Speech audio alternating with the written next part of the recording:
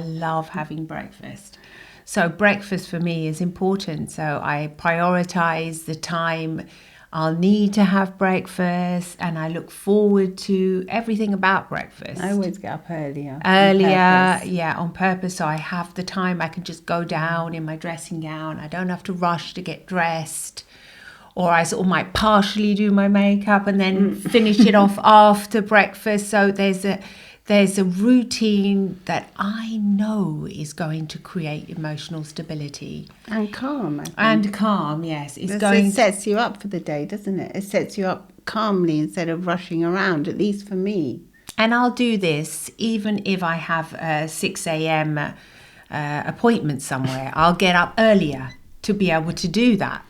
Because I know that for me, it's one of my anchors, as to say. Yes. We can define these things like an anchor that's going to give you stability. Imagine the boat when it, not the boat, the ship, what does it do? It throws the anchor, doesn't it? To stay in port. To stay in port and to keep it stable. It doesn't want to be moving around and drifting off. No. It wants to be anchored.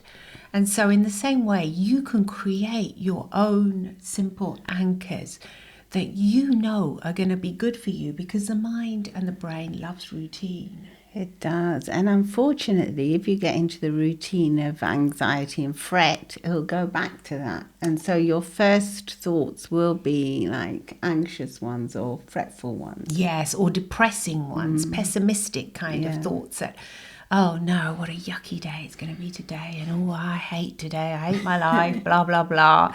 Don't know what to wear. Whereas if you set your, just 3 things, you hold on to them like as anchors, then you can say, okay, right now I get up. There's something going to be good that's going to happen within the next, hour.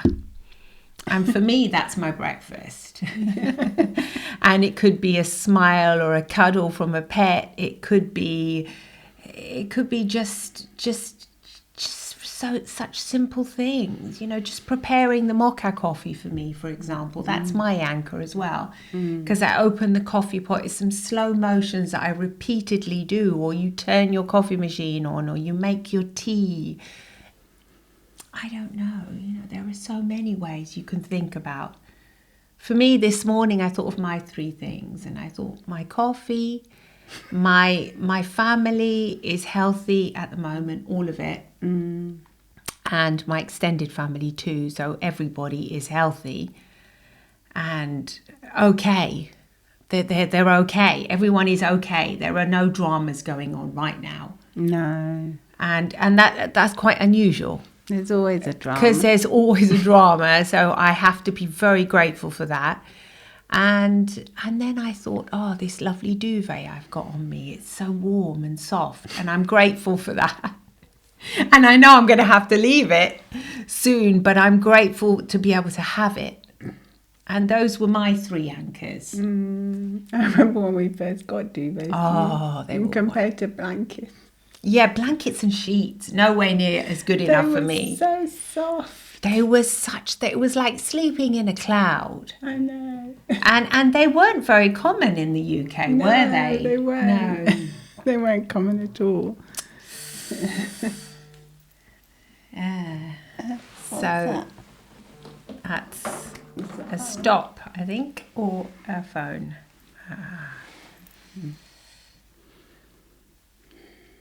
Right. So yes, no, they weren't common at all.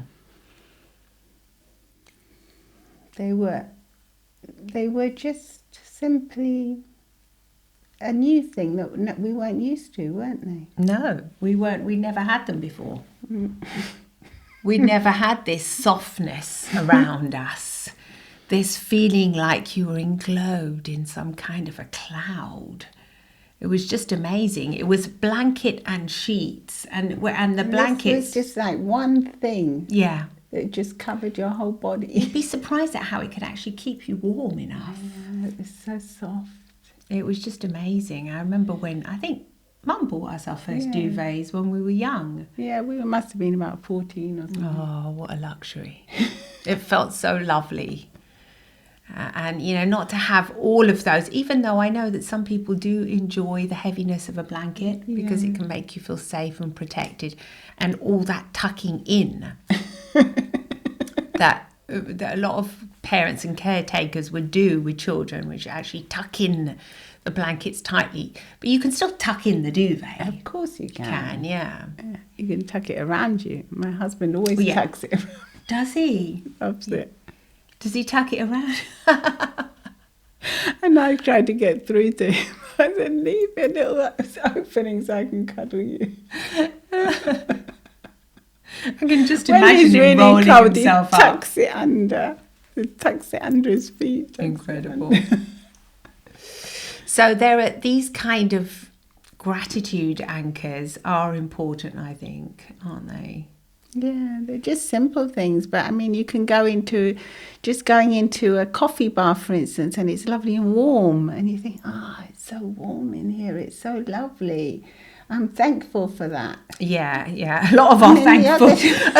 I'm beginning to see the pattern I here. went for warmth. Warmth and coffee. Yeah, because the other day I went somewhere and it was freezing in there. And they said the heating had broken. I don't know if it had really broken or they were trying to save, but whatever. They could have been trying to save. Yeah. Whatever, it was freezing, and I thought, it's so cold in here, but.